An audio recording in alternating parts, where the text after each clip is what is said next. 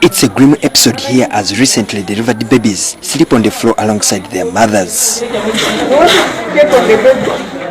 This woman has just gotten out of the delivery room, but because the hospital is constrained by space, she can only lie on the floor with her triplets. Even those waiting for delivery just offer the same space on the floor. We are getting 100 patients, yet we have capacity of 40 beds. So the patients have to be accommodated on the floor. The government is doing some intervention. There is JICA coming up to do already. Part of the renovation is starting. Between 15 to 25 babies are born every day here. But this maternity unit has only one qualified nurse. She now works alongside other interns. We have some support from students who help us carrying out the nursing care. That is the support we get, but all the time you have to be there to coach them and guide them on what to do. The Kangaroo unit receives 15 to 25 prematures on a weekly basis. However, the unit has only 3 incubators. The hospital, which is grappling with an understaffing crisis, only has one specialist assigned to this unit. He's helped by 2 nurses who work in shifts. So one is on night duty and one is on day. So we cannot have somebody on evening because at least one person at each time is also off duty. So that leaves us a big gap to manage that unit. The hospital senior nursing officer says often her juniors work under immense pressure.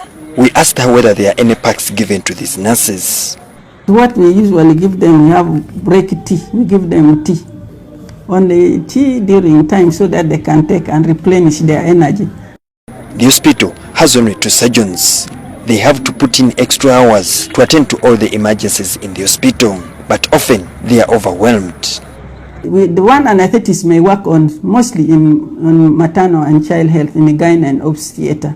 So when it comes to general surgery, the surgeon has nobody to work with, so the patient have to go.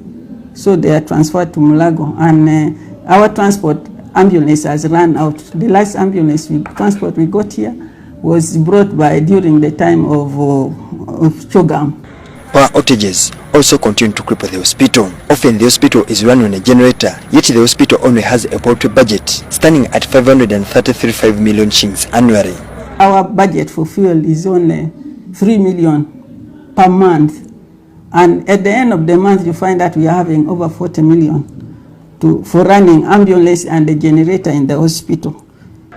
Poor remuneration has resulted into the flight of trained personnel, including doctors, to seek better paying jobs elsewhere.